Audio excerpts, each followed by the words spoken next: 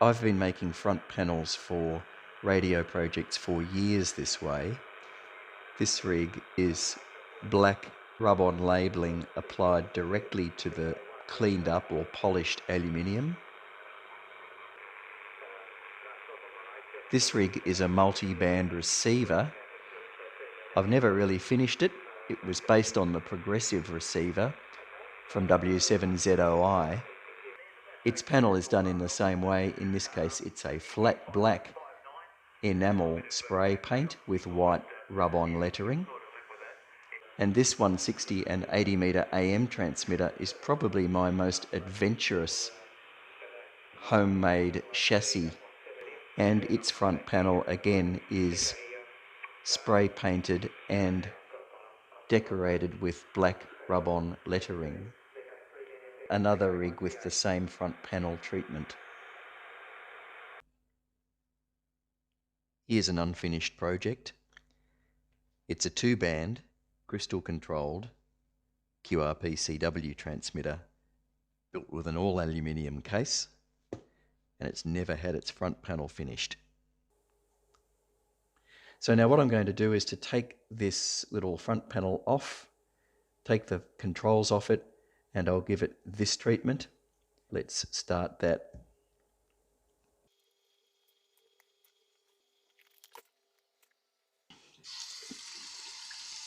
First, give the metal a good scrub.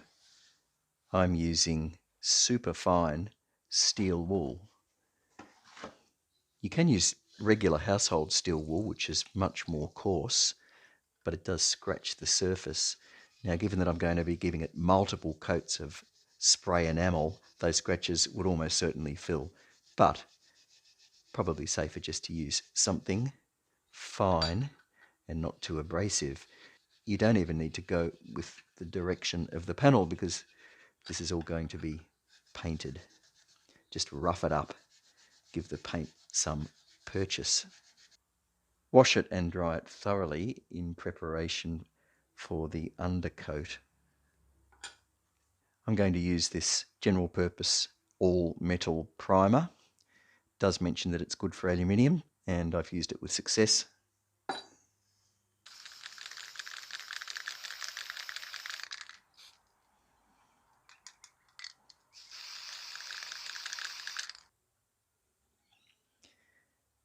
Two coats of metal primer later, and it's got a good base. But as we move towards the finishing coats, it's important to give it a bit of a rub with this very fine 600 emery paper.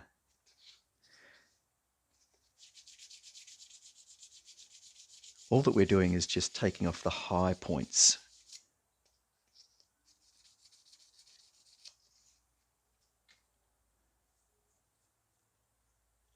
Now we get to choose our top coat colour. So I'm using this epoxy enamel, and the colour is aluminium. That's the colour there.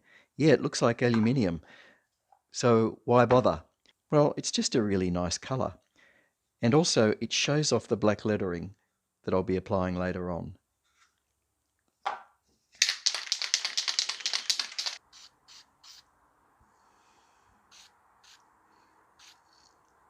Keep turning it so that you catch those sides, the edges.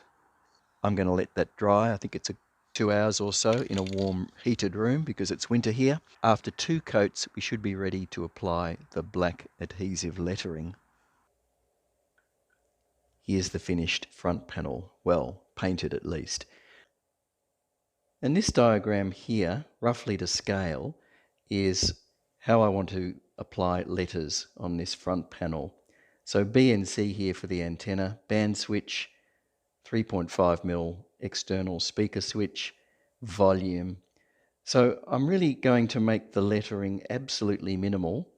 So a V for volume, a 20 and a 40, or a 7 and a 14, indicating which position is which for the bands. SP, just to differentiate this as the speaker socket from the key socket. And then I want a little bit of sort of branding.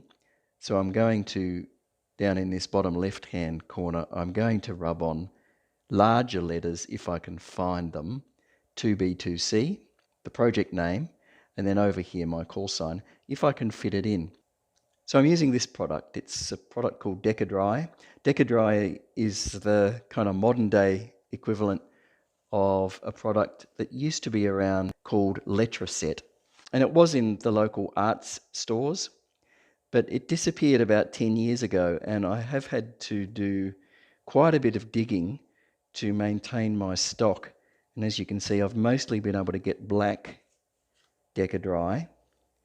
I'm going to start by rubbing a V right at the bottom of the front panel so that it clears that knob. To use this, there are guide markers on either side of the sheet, and if I was rubbing letters onto a conventional page with guidelines, I would just line up the two markers on either side of the sheet. But my whole panel is only barely half the size of the width of this sheet of rub-ons. So I don't get to use those guides. So I just have to position it by sight. And seeing as it's only one letter, I can't go too wrong. One thing you can do is you can look across the top of the panel and just make sure that you're not wildly off, that the line of letters across the top there is pretty much in line with the top of the panel, and it is. And then when you're putting a single letter in here, you always want to center that letter on the cutout hole, which looks to be about there. If I was rubbing on 3 characters, V-O-L, then of course I'd center the O, rub that on first, and then rub on the V preceding it and the L after it. So that's looking like it's in the right spot. So we've got our V there. V for volume. Now as soon as you've got it on, push it down with your pencil lead through this backing paper, and there's our V. To put the knob roughly where the knob's going to go, that should be fine. So now the band switch is going to go on here and allowing a little bit of space for the retaining nut. We're going to put a 7 here and a 14 here. Not a lot of space here, and thinking about where the 14 is going to end up. So they really should be off to the left here in this bit of panel space to the left of where the switch will sit, but they really need to be pretty much on top of each other. I could put a pencil line in the middle, and that would help me to get the 2 letters positioned around the horizontal center line for this hole. But I'm not going to bother, because taking that pencil line off before the protective enamel coat is a bit of a bother. So I'm just going to roughly do it by sight. So I'm looking at that 7 there. I don't want it too far away from the control, but equally I don't want it too close, because if it gets too close then it kind of crowds in against the retaining nut for the switch. I want it to be in close proximity to the switch, because there needs to be no doubt that this switch is the band change switch between 7 megs and 14 megs.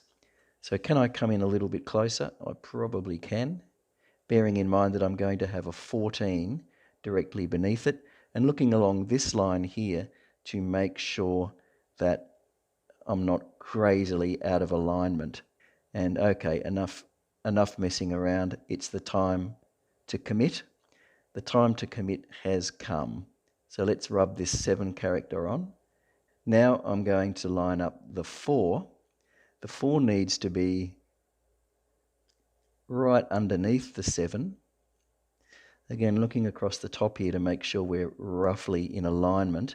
I don't want to get too close to that hole edge, because the retaining nut is going to come quite close to that 4. Also, I've realized I've got the 7 above, and now I'm about to put the 4 in the center line. I want the 4 to descend.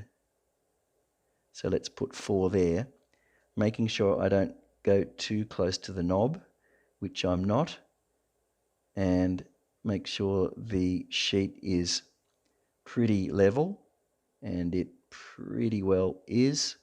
Just want that 4 to vertically align with the 7 pretty well. And here we go. Time to commit. Rub it on. It's going on. Now I'm going to see if I can get this one to come straight off, nice and clean, without rubbing over the 4 that's already sitting on the front panel, because I don't want to disturb it. And there we go. That one's come off cleanly.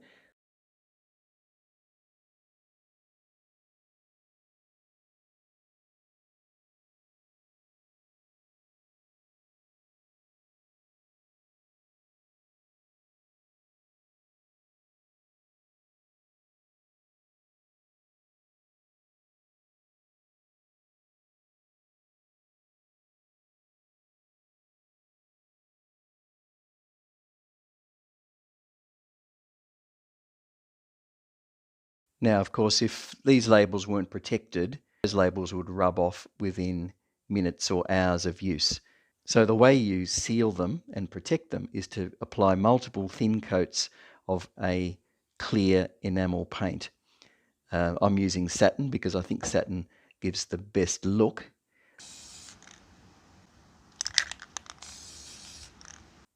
That's just the first coat of the clear satin, and you can see how it kind of takes slightly differently to the lettered areas. It's going to take maybe 3 light coats, sometimes even 4, to get the finish surface that we want. And just with very light rubs with this 600 grit emery paper between. Probably won't rub after this first coat. I don't want to risk the labels.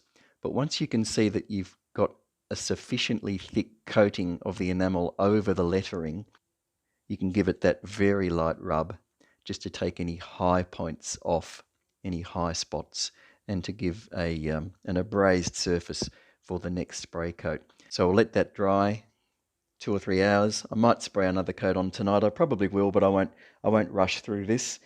This process is not to be rushed. Here's the panel after 3 coats. So I'm going to call that done and reassemble this panel onto the front of the rig.